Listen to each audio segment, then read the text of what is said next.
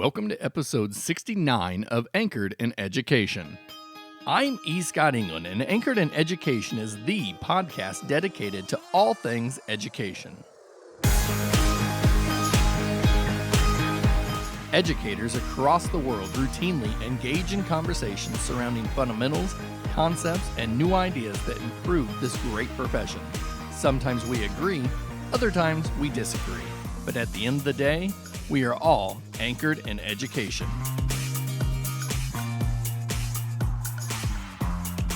I don't typically begin episodes with a disclaimer, but I feel this one is important.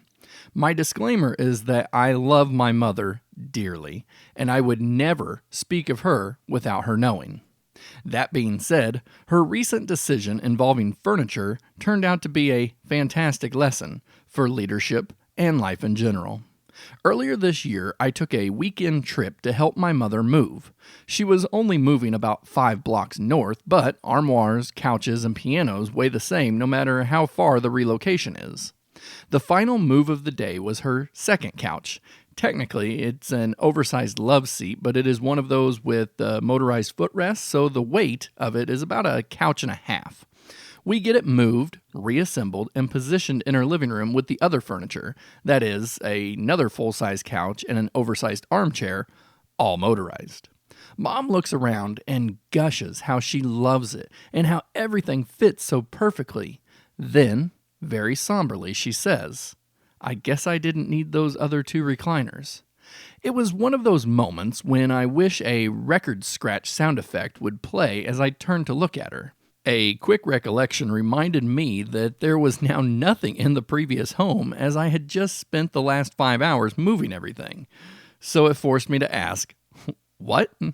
She went on to explain that the previous week she went to a furniture store that had store-wide sales everywhere so she could get a lamp. While there, she saw recliners were marked down to a nice price. She started thinking about her new home and convinced herself that even though the living room was magnificent in size, it was not going to be enough to contain her current furniture while still giving plenty of space. Mind you, she had no measurements, not of the living room or her current furniture. She simply had a vision of her current house very cramped and her new house that was empty. Measurements would confirm plenty of space, but left with no measurements, the mind played against her by convincing her she needed to get rid of 1 couch and replace it with 2 recliners. The reaction my mother had was what we would call a knee-jerk reaction, and let's face it, we've all been there. I know I have.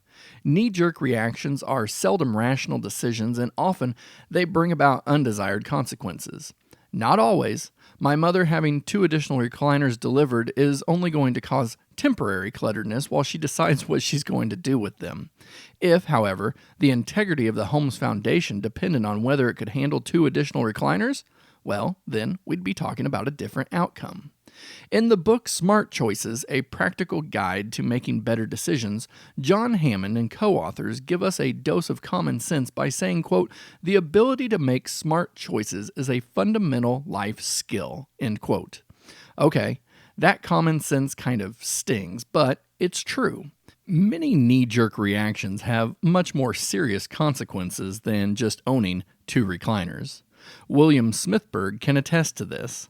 Smithburg was the CEO of the Quaker Oats Company. He took over as CEO in the early 80s, and he quickly showed why he was the best person for the job. Just a few years later, he sampled a drink that he liked. The drink was called Gatorade. In fact, he liked it so much he decided that Quaker should make an offer to purchase Gatorade. So they did, for $220 million. Those in the know at the time said that the decision to purchase Gatorade was impulsive. Smithburg tried the drink, liked the drink, bought the company. Impulsive, of course, is just a polite way of saying knee-jerk. Gatorade exploded, though, into a $3 billion company. So now we're thinking, okay, knee-jerk decisions aren't all that bad. Well, no, but they can skew our thinking for future decisions. And for this example, well, we're going to go back to Smithburg, who in 1994 was still the CEO for Quaker. It must be something with drinks because Smithburg sampled another drink 11 years after the Gatorade tasting. This drink was called Snapple. And you can guess what happened when Smithburg sampled it and loved it. That's right, he guided Quaker through the acquisition of Snapple just like he did Gatorade. With one glaring difference. The purchase price of Snapple was $1.8 billion. That's billion with a B. Now, some of you are thinking that even if Snapple grew to a $3 billion company like Gatorade, the return on investment is going to be much lower. Yep. But the bigger issue is that Snapple didn't grow. In fact, almost immediately Snapple began declining. And by 1997, just 3 years after the acquisition, Quaker unloaded Snapple for a mere $300 million, a loss of around $1.5 billion. Guess who was also searching for a new CEO in 1997? This is generally how knee-jerk reactions turn out. Let's apply this setting for a moment in the educational setting. How many times have you seen a knee-jerk reaction out there? Oh, sure, we're all thinking of that administrator who saw the next big thing at another school or the latest conference, and then, next thing you know, there are new curriculum materials in your room. Surely this hasn't happened to just me. But remember, getting better is about being honest. So, how many times have we personally made knee-jerk reactions? How about when the final straw of our patience breaks and we hand out blanket consequences to the entire class? Takes me back to my early days of teaching. Thankfully, I realized the harm in knee-jerk decision-making in my classroom. All right, now that I have made us all feel bad remembering those knee-jerk reactions, let's explore how these decisions come to be. It makes sense that we begin with the central processing unit responsible for making decisions. You've got it. I'm talking about the brain. Let us begin with when we are small. It probably isn't surprising to know that as early as 9 months old, a baby can say the word no. This is partially thanks to the repetition and mischievousness. The same reasons my dogs quickly learned the word no as well. But have you ever thought about the word no and why we are saying it? No is learned because we are developing rules in which decisions are made. Let's have an example. To do so, I'm going to use my daughter Sage. Sage has crayons, and Sage is bored. She says, "Maybe I'll draw on the wall." No, we don't draw on the wall. Crayons are for coloring books and paper. Of course, Sage is 8, so she has the whole "what are crayons for" down. So let's try something else. Sage is outside playing with a ball and kicks it across the street. She thinks to herself, well, there aren't any cars coming, but I'm not supposed to go across the street. Should I go anyways? No, I'd better go get Dad. Her decision-making skills have been honed by her mother and me, as well as different experiences from the world around us. Sage has learned to do what is right by building these decision-making constructs. So let's go back outside with Sage for another example. All of a sudden, she hears thunder. "That was thunder," she says. "That means lightning is nearby. I need to get inside." So I hope by now you can see where the teaching and learning aspect is coming into play. But what happens when kids get older? For that, we're going to turn to Easton, my almost 14-year-old. He grew up receiving the same teachings, the same advice, the same decision-making constructs. But then the teen years hit. The constructs, well, they're still in place, but now we have the ability to begin taking calculated risks. Let's explain this by going back outdoors, but now it is Easton who is playing and kicks the ball across the street. Remember, he grew up with the same constructs, but he now feels he can take the necessary risks. So he says, "I've been told not to go into the road, but I've been taught to look both ways. I'm going to make a run for it and get the ball." Now, this was sort of like the crayon example with Sage. We kind of started with an easy example. So let's step up the pressures a teenager may face. Let's say he's over at a friend's house and Easton is offered a cigarette. He says, "I know smoking is bad for me, but how do I even know what it is like without trying it? I'm going to try it just to see." Now, I have complete faith in his ability to turn away the offer to smoke, which is why I use this as an example. But Think about the choices we are given when we get older: driving, post-secondary college and career choices, families, vehicles, homes. The list continues. So we need to see why it is important to begin building the decision-making capabilities early on. But what happens when we're sick? All right, let me tell you a little story. Not necessarily one that I'm proud of, but one I most definitely learned from. Early on in my administrative career, I was unfortunately blessed with a sinus infection that had, without my choice, decided to also give me pneumonia in my left lung. To say I felt awful would be a serious understatement. It was at this same time when I was asked to attend a meeting with other administrators and teachers. Burning with fever and what seemed like an elephant crushing my chest, I took my seat at the conference table. Then I made a knee-jerk reaction during that meeting to take a defensive position and not listen to anyone around me. Some would say it was less knee and more jerk, but either way, the result was not desirable.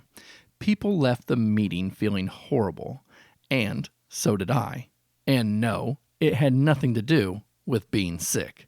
Well, almost. You see, sickness impairs our ability to make good decisions. We think we can power through it, but the brain is preoccupied with fighting illness, taking away our capacity for decision making. This is especially true when we begin running a fever. Fevers are good. Seems odd to say, but a fever is your body's way of heating up in order to kill off some bacteria or viruses that do not take temperature change well. Unfortunately, the receptors in our brain are working so hard to regulate our temperature during a fever that other capacities become limited, such as decision making. There is a reverse side to knee-jerk. That is the wishy-washy decision maker. Wishy-washy is on display by me anytime I am trying to find a parking spot or decide on which restaurant to eat. Why am I so wishy-washy? A lot of it can be traced back to the neuroscience we discussed with Julie Adams at the beginning of the year. The brain has a limited amount of cognitive capacity each day. Every decision requires some form of brain activation. When we need to make sudden decisions, our brain begins to throw up caution flags that make us leery, or we can call it wishy-washy. Let's use a busy parking lot for our first example. Driving into a shopping center, if we wanted to quickly park, we would simply commit to the back of the parking lot where there are immediate openings, and then we'd hoof it to the door. But let's be honest, we want to park close. Naturally, when we get up there, we are disappointed that others had the same idea. So then we methodically begin working backwards. But when we see a spot all of a sudden open up just past a long truck, we are forced to make an immediate decision. Questions begin exploding through our mind. Is there enough room? Will my kids hit the vehicle next to me when they open their doors? Will someone hit my car? Can I even make the turn? These questions hit us all at once. So we either drive on or we do the hesitation shuffle, which involves releasing the accelerator, slamming the brakes until we decide to just keep going. Same thing happens to us at a restaurant. How many times have we ventured to our favorite restaurant and order the exact same thing? We say it's because we really like it and we wouldn't want anything else, but is this always true? Could it really be that as we peruse the menu, we are really met with internal wishy-washiness that directs us back to a choice we know is safe? This could be why we go to a new restaurant we've never dined before and end up ordering something that resembles every other order at every other restaurant we've dined at before. Wishy-washy prevails again. I've got another excellent wishy-washy illustration, but I'll again ask for forgiveness now because this one comes courtesy of my mother again. This was a couple years ago. It was on a Friday night. Myself, along with Easton and Sage, we joined Mom on a venture to do some car shopping. It was getting late and we were test driving the last vehicle for the night. Matt, the salesman, was an amazingly patient man. Coming back from a good test drive, Matt wanted Mom to experience the outstanding turning radius of the vehicle we were in. He said to her, "When you get to the back of this curb, I want you to turn left and do a U-turn." Well, she passed the curb, stopped, went, but never turned. I just stared at her. Could it be possible after all these years she had never had to execute a U-turn and now she didn't know what to do? I said nothing more than, "A U-turn, Mom." "Oh," she says, "a U-turn." So she backed up and she went again with the same result. Only this time she went slightly to the right instead of left to do the U-turn. Now we were all laughing at this point. Mom is a good sport. Turns out she was wishy-washy on whether or not the vehicle could make the tight turn, which was completely the point Matt the salesman was trying to make. The vehicle did have an impressive turning radius, which the third time was a charm, U-turn executed, and then the car was purchased the next morning. So what does wishy-washy look like in education? Wishy-washy often leads to never making a decision. We've seen this many times when our teachers or leaders decide we are going to change, but cannot seem to answer the questions such as, what will implementation look like? When will the best time to make the change be? And how will we combat the naysayers? And so on. The wishy-washy educator can also lead others to lose faith in your decision-making ability. Imagine waiting for a decision on a new curriculum only for it to never be decided upon. Frustrating for sure. So if both knee-jerk and wishy-washy do not work for making decisions, then how do we find a good middle ground, one that will lead to safe and informed decision-making? So I kind of feel bad using my mom as an example for both knee-jerk and wishy-washy decision-making. So if you didn't catch it, let me point out that she did not buy the vehicle on Friday when she first drove it, nor did she keep putting it off until it was either sold or it had less incentives. She found a good balance and made a well-formed decision. So how do we get to that point? Another fun book that delves into the research on decision-making is Decisive: How to Make Better Choices in Life and Work by brothers Chip and Dan Heath. In the beginning, they identify 4 normal steps to the decision-making process. First, you encounter a choice. Then you analyze your options. Next, you make a choice. And finally, you live with it. But those 4 steps are followed with 4 villains that afflict each of the steps. They are narrow framing, confirmation bias, short-term emotions, and overconfidence about how the future will unfold. Thankfully, we don't have to end it there. The Heath brothers go on to give us a 4-step process to making better choices. To do so, they give us the acronym WRAP, W-R-A-P. As we meet each stage in the decision-making process, we can apply a villain-defeating measure with the WRAP model. So, what is the WRAP model? Well, when we encounter a choice, we can widen our options. Immediately, we can widen our options by eliminating whether or not questions. Let's go back to the Snapple acquisition. It was a big decision, but yet it was seemingly handled by asking, should I buy Snapple for $1.8 billion or not? A decision such as this shouldn't be faced with just 2 routes, buy it or don't. Maybe instead of focusing on the or, we should replace it with and. As in, should I not pay $1.8 billion for Snapple and instead invest that money into other areas with potentially higher returns? We also have to watch out for sham options, which aid in narrowing our focus. To explain, it is going to seem like we are going to pick on real estate agents, but that is not the intention. But have you ever looked to purchase a home? You usually begin by telling the agent what you're looking for. Then you set off on what will end up being a long day of walking through home after home. After going through the first couple of homes, you are beginning to rethink your decision. They have some of the features you asked for, but not all. And the ones that seem to have all of the features are homes that you could never see yourself living in. You begin to think all hope is lost. But then the next few homes are seemingly perfect. Even though they're really not, the sham options have narrowed our focus.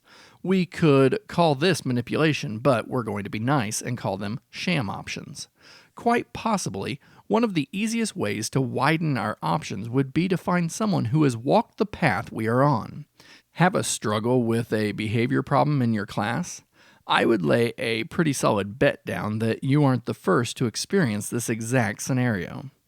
Before making a decision on how to address it, search for those who have gone down the decision path before you. Now, the next step, as we analyze our options, we need to reality test our assumptions. We can start by finding someone who can deliver an honest input back to us. In other words, don't go on a hunt to confirm your bias. If we search for clues that confirm we made a good decision, we will begin fabricating excuses. We need to instead welcome dissent. This doesn't have to be equated with someone disrespecting us, but we need someone who isn't afraid to give an honest assessment of our decision. I had a person in my district once send me to my office so they could tell me why I was wrong. She didn't do it in front of others, but she gave me a hard dose of reality.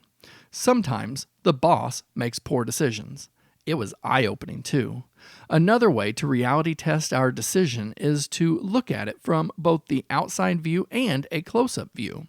Many times we choose just one or the other, but it is important that we examine the potential decision from all aspects. For education, this could be looking at how a curriculum decision impacts the immediate instruction as well as what it does for an extended period of time down the road. Finally, a great way to reality test our assumptions, according to the Heath brothers, is to ooch.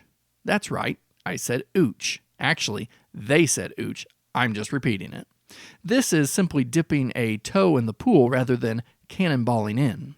This is a great strategy if we have had terrible past success in decision making. Now, if we have a big commitment that needs to be made, we cannot ooch. So this strategy is only successful if we have the flexibility of time. When it comes to making a choice, we need to avoid the short-term emotion that often tempts us to make the wrong choice. So instead, we're at the A of our rap model and we need to attain distance before deciding. It is easy to provide an example on this one.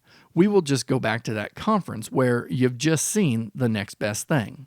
Maybe you took a business card and emailed that very night, or better yet, you bought the shiny education miracle on the spot. You were so excited when you got back you showed everyone, told them how it would revolutionize the school or your classroom, and then it collected dust, never to be used, looked at, or spoke of again. This would be overcoming the short-term emotion. I've made some pretty bad decisions in my life because of short-term emotion. I bought a car I just absolutely swore up and down I needed because of short-term emotion. One way we can avoid short-term emotion is to step outside of our view and look at the potential decision from an outsider's perspective. This may be difficult in the beginning, but it separates us and our bias from what is being decided. If we can begin looking at that shiny object we want so badly from another perspective, we may begin to see the flaws in it. Finally, after we make the decision and live with it, we need to prepare to be wrong. This sounds harsh, but let's break it down a little bit. When we make a decision, of course it is natural to expect everything to be perfect in the end, but reality is, sometimes things are far from perfect. If we are not prepared to be wrong, we will be stuck swirling in a decision that we can't release. Preparing to be wrong allows us to see the good, the bad, and the ugly. Let's use the Heath brothers bookend analogy for this. The far left bookend, the lower bookend, is failure. To prepare for this lower bookend, we need to do a pre-mortem.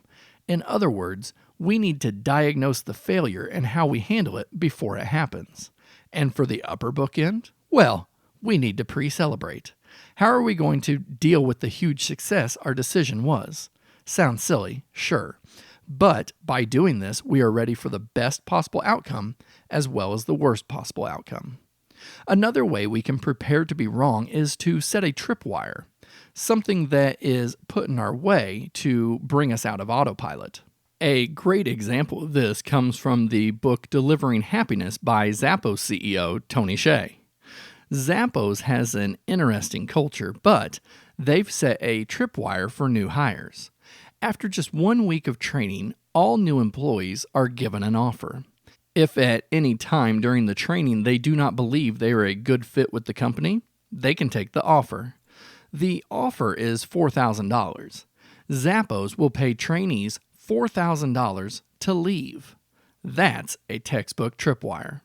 Tripwires allow us to take risks because if we get to a certain point where the tripwire is, then we know to reassess. This allows us to focus on our decision until we hit the tripwire. I did this in my first grade classroom when I was a beginner teacher and had a behavior management system. I thought I was ahead of the game because it was not a publicly displayed behavior chart. Instead, it was a private stoplight system each student had at their seats.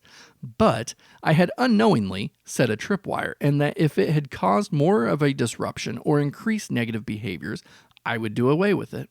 Sure enough, I did away with it when I hit the tripwire. The key is knowing when you hit the wire and to thoughtfully reconsider. Wow, who would have thought making a decision would entail so much? Well, really, it doesn't. You can continue to make knee-jerk decisions, and you can continue to be wishy-washy. But both of those can leave you in agony as you deal with poorly made decisions or the lack of being decisive. Being capable to make a well-formed and thought-out decision is yet another skill in our toolbox that must be cultivated. In education and in life in general, we have so many opportunities to hone decision-making. To do so, we must apply at the very least an abbreviated version of the decision-making process. Take, for example, that package of cookies at the store when we are trying to eat better. If you are anything like me, you have a narrow focus of, I like those cookies, I want those cookies, I need those cookies, so I bought them. But what about forcing ourselves to widen the options? Such as, what could I do with the calories saved by not eating those cookies? Or could I find a healthier alternative that is also tasty? I encourage everyone to take a step back on our decision making. Even if we are rational people, are there areas in which we make irrational decisions? Every day, educators across the world face thousands of decisions. Think of how much more aligned to teaching and learning we could be if we were making better decisions. Now listen, I'm not talking to anyone more than myself here. In fact, this whole episode could probably be dedicated to myself. I guess I just recorded it for the benefit of everyone. Because after all, at the end of the day, we are all anchored in education.